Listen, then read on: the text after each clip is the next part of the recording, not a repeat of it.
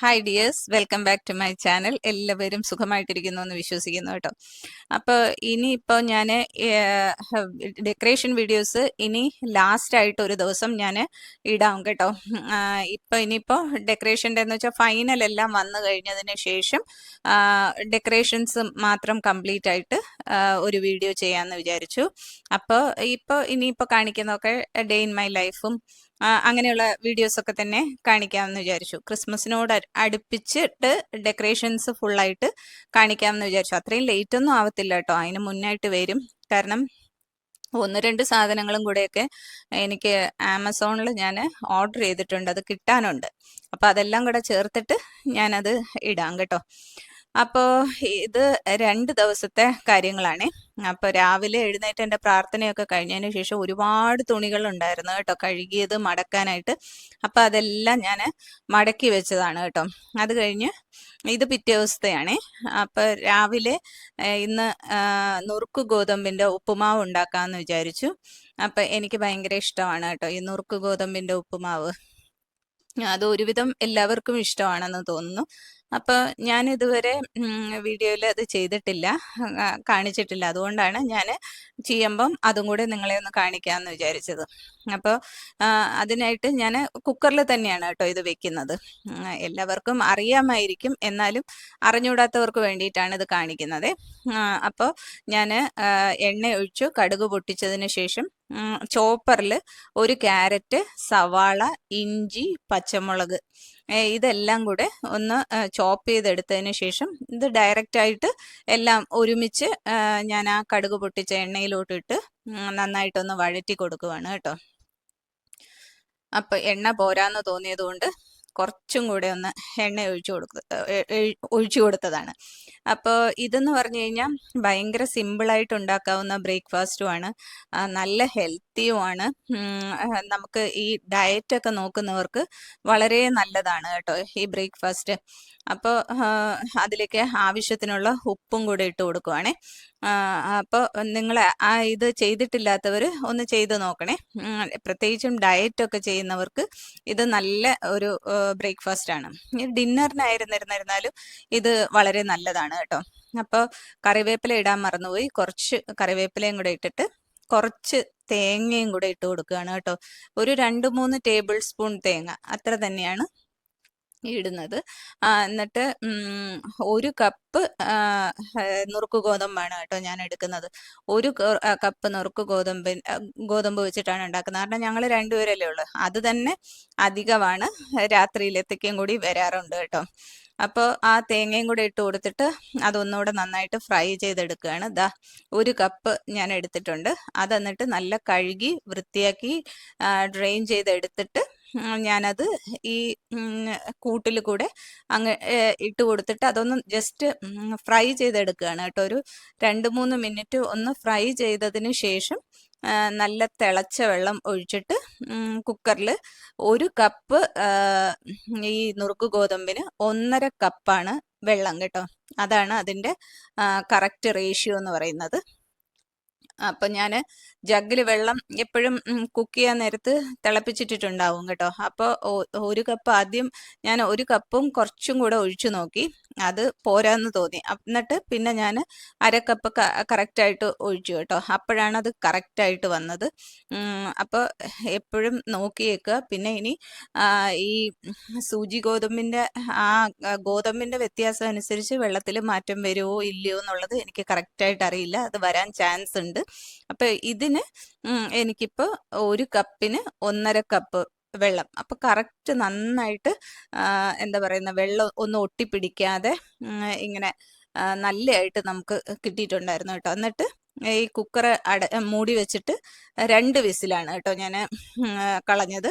അപ്പോൾ 2 വിസിലൊക്കെ കേട്ട് അതിൻ്റെ ഇതൊക്കെ പോയതിന് ശേഷം, സ്റ്റീമൊക്കെ പോയതിന് ശേഷം ഞാനിത് എടുത്തു. കണ്ടോ, നല്ല കറക്റ്റായിട്ട് ഒട്ടും ഒട്ടിപ്പിടിക്കാതെ ഇങ്ങനെ കിടക്കുന്നുണ്ട് കേട്ടോ. അപ്പം നമ്മുടെ ഉപ്പുമാവ് ഇവിടെ റെഡിയായി. ഇതിൻ്റെ കൂടെ പഴം ഒക്കെ ചേർത്തിട്ട് കഴിക്കാം. എനിക്ക് ഇതൊക്കെ പഞ്ചസാര കൂട്ടി കഴിക്കാനാട്ടോ ഇഷ്ടം. അങ്ങനെ പഞ്ചസാര കൂട്ടി ഞാൻ കഴിച്ചു. ഇത് അന്നത്തെ ദിവസത്തെ വൈകിട്ടത്തെ കാര്യമാണ് കേട്ടോ. അപ്പം ഡാനിയുടെ ഇക്രൂൻ്റെയും കാര്യം കാണിക്കുവാണേ. ഡാനിക്കും ഇക്രൂനും ഫുഡ് കൊടുക്കുവാണ് വൈകിട്ട്. അപ്പോൾ അവർക്ക് രാവിലെ ചോറും അവർക്ക് പിന്നെ വെജിറ്റബിളും ചിക്കനും കൂടെ ഇട്ടിട്ട് കറി വെച്ചിട്ടാണ് ഞങ്ങൾ കൊടുക്കാറ്. അപ്പോൾ ആദ്യം 2 നേരം അത് തന്നെ കൊടുത്തിരുന്നു. പിന്നെ ഇവർക്ക് ഈ സ്കിൻ അലർജിയും പ്രശ്നങ്ങളൊക്കെ വന്നതുകൊണ്ട് ഇപ്പോൾ വൈകിട്ട് ഈ ഹൈപ്പോ അലർജനിക് എന്ന് പറഞ്ഞിട്ടുള്ള ഒരു മീല്, അവരുടെ തന്നെ മീലാണ്, അത് കൊടുക്കുവാണ് കേട്ടോ. അപ്പോൾ ഡാനിക്ക് അത് ഇറക്കാനായിട്ട് ഭയങ്കര ബുദ്ധിമുട്ടാണ്. ഡയറക്റ്റായിട്ട് ഈ ബിസ്ക്കറ്റ് കൊടുക്കുമ്പോഴത്തേലും അവന് തൊണ്ടയിൽ ഇങ്ങനെ എന്തോ ഒരു ചെറിയ ബുദ്ധിമുട്ടുള്ളത് പോലെ. അതുകൊണ്ട് 2 പേർക്കും പാലിൽ ഇങ്ങനെ തിളപ്പിച്ച് അതിനെ കുതിർത്തിട്ടാണ് കൊടുക്കുന്നത്. ഇക്രൂന് ഇപ്പം അത് കഴിക്കാൻ ഭയങ്കര മടിയാണ്. നിങ്ങൾ കണ്ടില്ലേ, ഞാനിങ്ങനെ അത് വായയിലൊക്കെ വെച്ച് കൊടുത്താണ് അവനെ കഴിപ്പിച്ചത്. അത് കഴിഞ്ഞതിന് ശേഷം ഇവർക്ക് 2 പേർക്കും ഇപ്പം പ്രായത്തിൻ്റെതും പിന്നെ ഈ ഒരു ബ്രീഡിൻ്റെ ഇതാണ് കേട്ടോ. ഇവർക്ക് സ്കിൻ ഡിസീസ് പെട്ടെന്ന് വരും. അപ്പോൾ ഇവർക്ക് 2 പേർക്കും കുറച്ച് വയ്യായ്കയുണ്ട്, കുറച്ച് സ്കിൻ ഡിസീസ് ഉണ്ട്, ഈസ്റ്റ് ഇൻഫെക്ഷനും ബാക്ടീരിയ ഇൻഫെക്ഷനും ആയിട്ട്. അപ്പം മരുന്ന് കൊടുക്കുന്നുണ്ട് കേട്ടോ.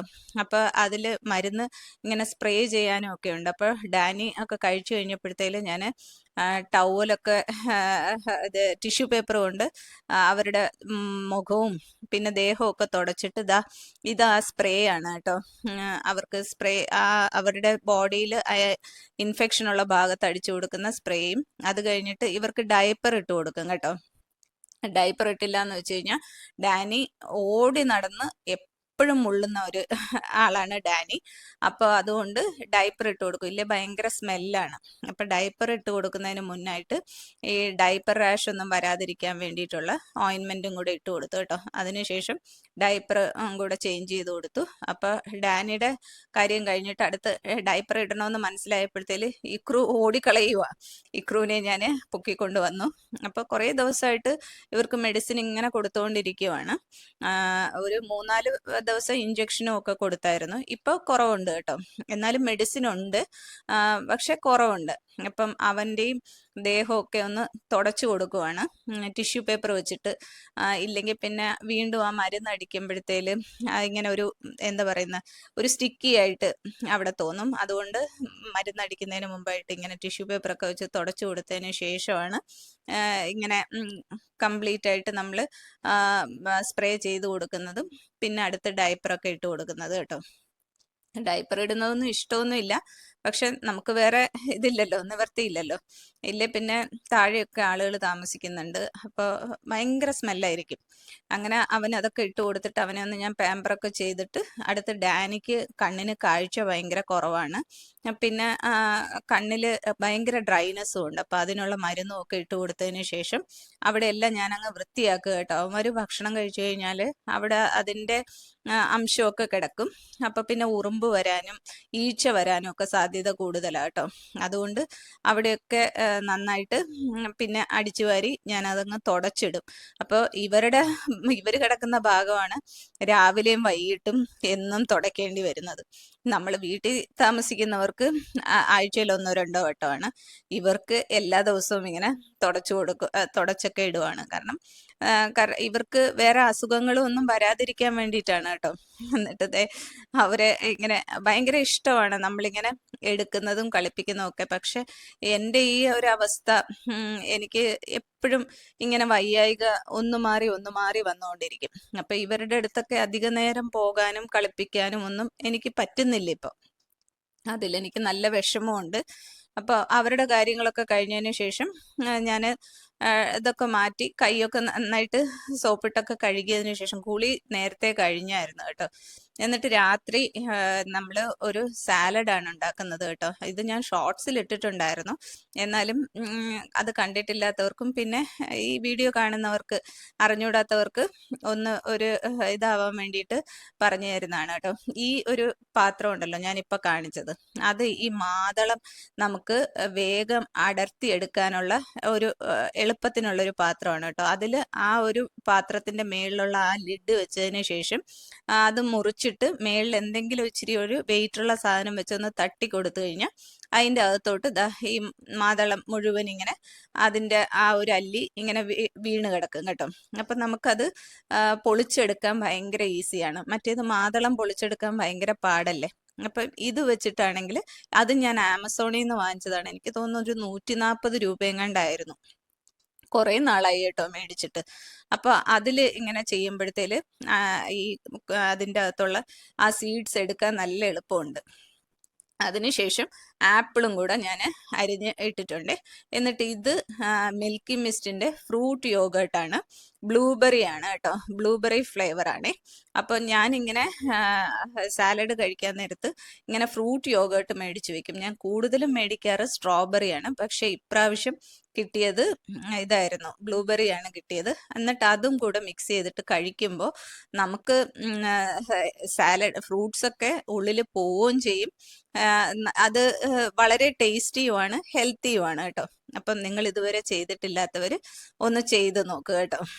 അപ്പോൾ നിങ്ങൾക്ക് ഇഷ്ടപ്പെട്ട് കഴിഞ്ഞാലായിട്ട് എന്നെ കമൻറ്റ് ബോക്സിലൂടെ ഇത് അറിയിക്കുകയും വേണം. ഭയങ്കര ടേസ്റ്റ് ആയിരുന്നു, അതുകൊണ്ടാണ് ഞാൻ യമ്മി യമ്മി യമ്മി എന്നിങ്ങനെ പറഞ്ഞുകൊണ്ടിരുന്നത്. എന്നിട്ട് ജോനയ്ക്കും കൂടെ ഞാൻ എടുക്കാൻ പോയപ്പോൾ അവൾ പറഞ്ഞു, ആൻറ്റി എനിക്ക് ബ്ലൂബെറിയുടെ ഇത് ഇഷ്ടമല്ല, അതുകൊണ്ട് അത് വേണ്ടാന്ന് പറഞ്ഞു. അപ്പോൾ സാഞ്ചേട്ടനും കൊടുത്തു, ഞാനും എടുത്തു. അപ്പോൾ വീഡിയോ ഇത്രയേ ഉള്ളൂ. അപ്പോൾ ഇനി അടുത്ത് കാണുന്ന